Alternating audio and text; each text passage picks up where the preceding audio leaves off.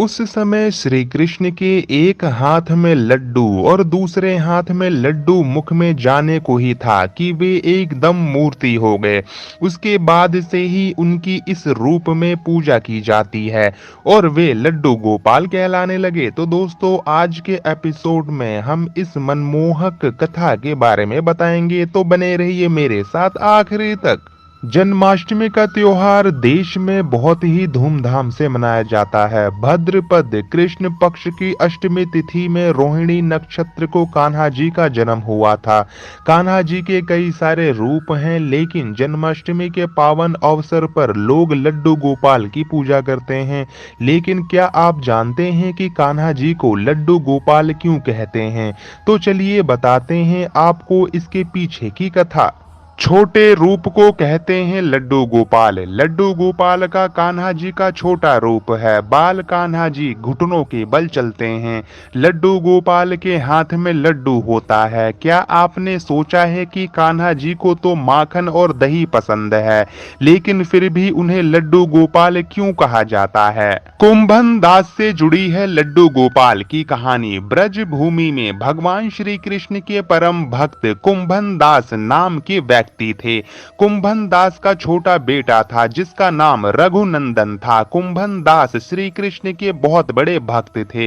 दिन रात वह श्री कृष्ण की पूजा करते थे, इसीलिए वह अपना घर और मंदिर छोड़ के भी कहीं नहीं जाते थे। परंतु एक बार कुंभन दास को वृंदावन से भागवत कथा का निमंत्रण आया। इस निमंत्रण को वह मना नहीं कर पा रहे थे। बहुत समय तक सोचने के बाद उन्होंने जाने का मन बना लिया। अपने छोटे बेटे को वह पूजा पाठ की सारी जिम्मेदारी दे गए। उन्होंने बेटे को कहा कि शाम को श्री कृष्ण को भोग जरूर लगाना है। श्री कृष्ण ने धारण किया बाल स्वरूप। पिता के कथा अनुसार शाम को रघुनंदन ने पूरे विधि विधान के साथ पूजा की और प्रभु को थाली परोसी।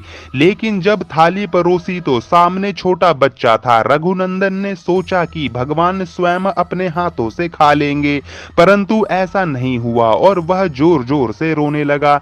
उसे लगा कि कान्हा जी उससे नाराज हो गए हैं। उसके रोने की आवाज सुनकर श्री कृष्ण से रहा नहीं गया और वह बाल स्वरूप धारण करके वह रघुनंदन के सामने प्रकट हो गए।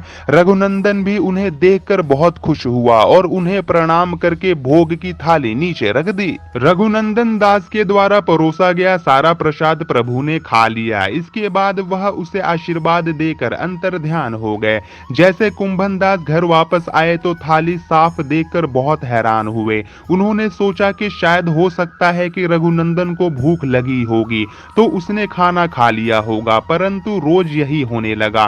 कुंभन दास ने देखा कि रघुनंदन उनसे ज्यादा पूजा में दिलचस्पी ले रहा है। इसका सच जानने के लिए वह एक दिन मंदिर की दीवार के पीछे खड़े हो गए थे। शाम जैसे हुई, रघुनंदन ने कान्हा जी की पूजा की और उन्हें भोग की थाली परोसी। जैसे उसने थाली परोसी, भगवान श्री कृष्ण बाल रूप में प्रकट हो गए। कुंभन दास यह सारा दृश्य दीवार के पीछे से देख रहे थे। वो देखकर भाव से भर गए और कान्हा जी के चरणों में गिर गए। जिस वक्त कुंभन दास भगवान श्री कृष्ण के चरणों में गिरे, कान्हा जी के हाथ में लड्डू था। उसी रूप में श्री कृष्ण वहां जड़ गए। गोपाल तो श्री कृष्ण को कहते हैं, परंतु उनके हाथ में लड्डू था, इसीलिए उनका नाम लड्डू गोपाल पड़ गया। इसीलिए जन्माष्टमी पर उनके मोहक रूप लड्डू गोपाल की पूजा की जाने लगी।